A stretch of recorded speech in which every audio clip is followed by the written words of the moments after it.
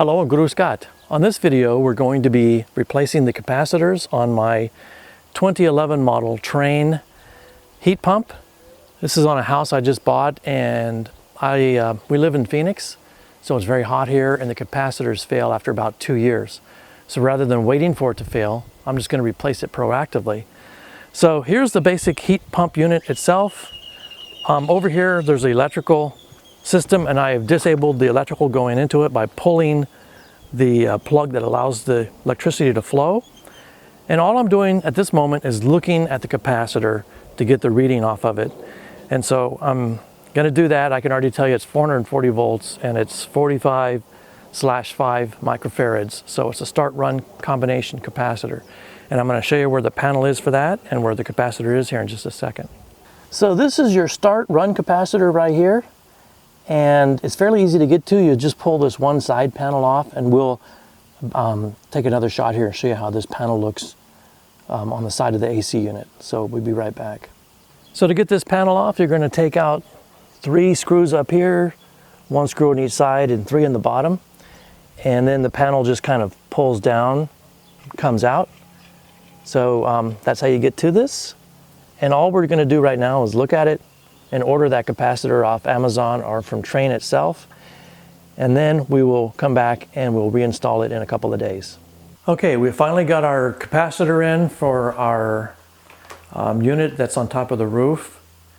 And this is supposed to be a Trane exact replacement capacitor. It's made by Gentech.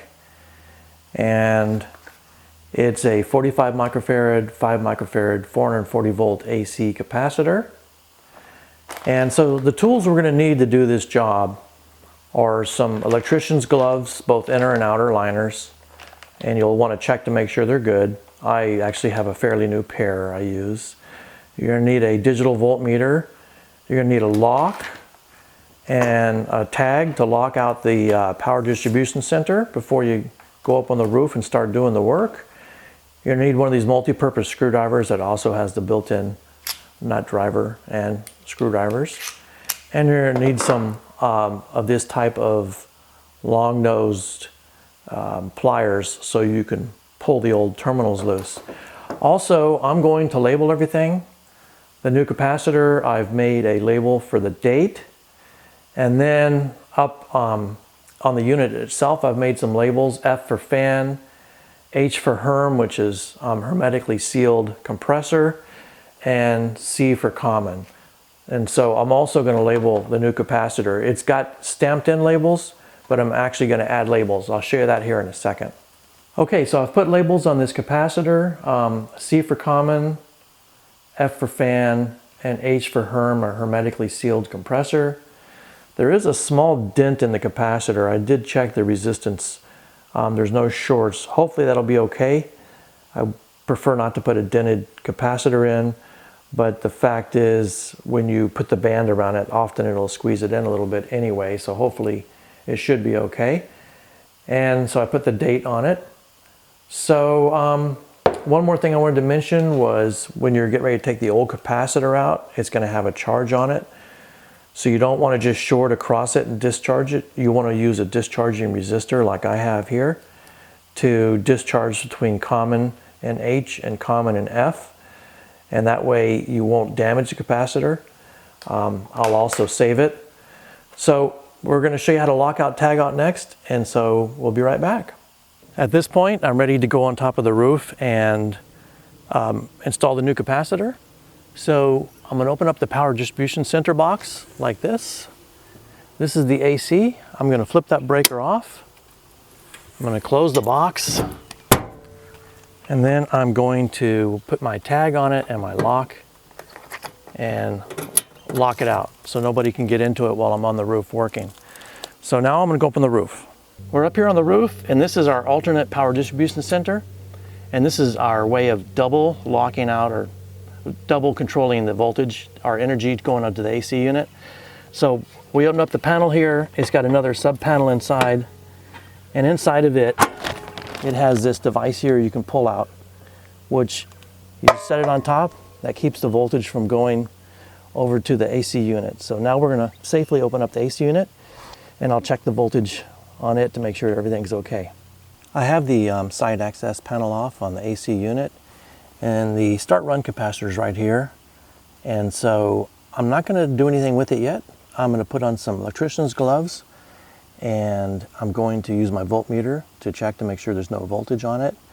And then I'm going to check a known good source and then come back and check it again. And once I'm convinced there's no voltage on it, I'm going to go ahead and take the bracket loose and take it out. Now, I'm going to put a Gentech capacitor in, which is the same brand, but this was originally made by GE for Trane, and it's got a bigger body, and the replacement is going to be smaller, so I'm going to use some O-rings to make it fit in there. So I'm also going to label all these terminals. I made some labels. So let me get that all checked out and loose. Again, we're going to check between common and F for fan, and common and H for hermetically sealed condenser.